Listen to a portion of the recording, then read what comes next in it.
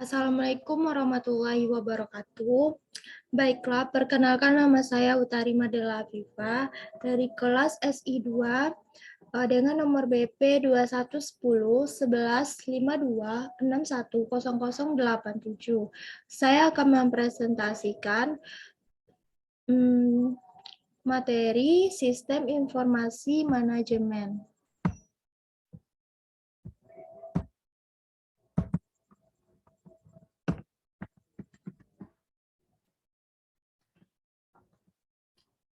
Baiklah, yang pertama syarat-syarat sistem. Sebuah sistem memiliki syarat-syarat. Yang A, sistem harus dibentuk untuk menyelesaikan tujuan. Yang B, elemen sistem harus mempunyai rencana yang ditetapkan. Yang C, adanya hubungan di antara elemen-elemen sistem.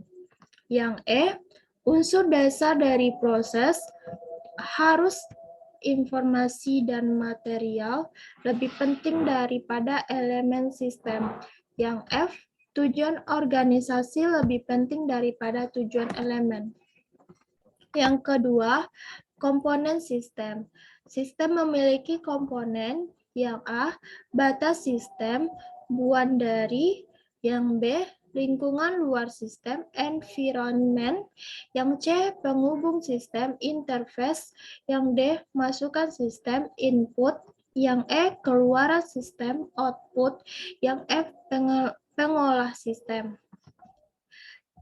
Yang ketiga, klasifikasi sistem. Bagian A, sistem diklasifikasikan berdasarkan keterwujudannya. Yang pertama, sistem fisik, sistem yang nyata. Dapat dilihat dan disentuh secara fisik. Contoh, sistem komputer, sistem transportasi.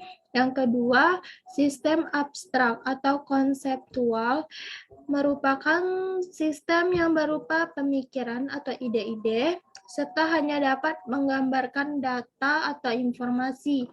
Contoh, sistem teknologi. Bagian B, sistem yang diklasifikasikan berdasarkan kealamiannya. Yang pertama, sistem alamiah, yaitu sistem yang terjadi melalui proses alam, tidak dibuat oleh manusia. Contoh, sistem perputaran bumi. Yang kedua, sistem buatan, yaitu sistem yang dirancang oleh manusia atau buatan manusia. Yang B-nya, sistem buatan melibatkan dua unsur sumber daya, yaitu manusia dan mesin, sehingga disebut human machine system. Contoh, sistem informasi berbasis komputer, CBEC, Computer Based Information System. Bagian C, sistem yang diklasifikasikan bisa atau tidak mengendalikan operasi. Yang pertama, sistem tertentu, yaitu sistem yang beroperasi sesuai dengan prediksi. Interaksi di antara bagian-bagiannya sudah dideteksi dengan pasti, sehingga hasilnya sudah dapat diramalkan. Contoh, sistem komputer. Yang kedua, sistem tak tentu, yaitu sistem yang kondisi masa depannya tidak dapat diprediksi karena mengandung unsur probabilitas atau serba memungkinkan. Yang D, sistem diklasifikasikan berdasarkan lingkungan. Yang pertama, sistem tertutup, closed system. Sistem yang tidak berhubungan dan tidak terpengaruh oleh lingkungan luar. Kenyataan di dunia bisnis yang ada adalah sistem relatif tertutup, relatif closed system. Tidak benar-benar tertutup atau hanya terbuka bagi pengaruh baik saja. Yang keempat, sistem terbuka, open system, yaitu sistem yang menerima masukan dari lingkungan luar dan menghasilkan keluaran bagi lingkungan luar maupun bagian-bagian sistem. Yang keempat, karakteristik sistem. Yang A, organisasi, mencakup struktur dan fungsi organ. Contoh, fungsi direktur utama, fungsi departemen marketing, fungsi departemen keuangan dan administrasi. Yang ke B, integrasi, interaksi, yaitu saling berhubungan antara bagian yang satu dengan lainnya. Contoh, analis sistem dengan programmer, programmer dengan data entry. Yang ke C, interdependensi, bagian yang mempunyai ketergantungan dengan bagian yang lain. Contoh, bagian marketing saling bergantung dengan bagian produksi dan bagian keuangan dan administrasi dalam hal penagihan pada customer. Yang D, integritas, suatu keterpaduan antara subsistem-subsistem untuk mencapai tujuan.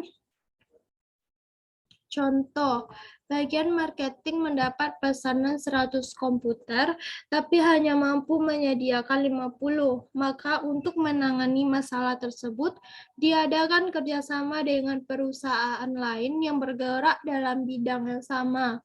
Yang ke main objection, pemusatan tujuan yang sama dari masing-masing subsistem.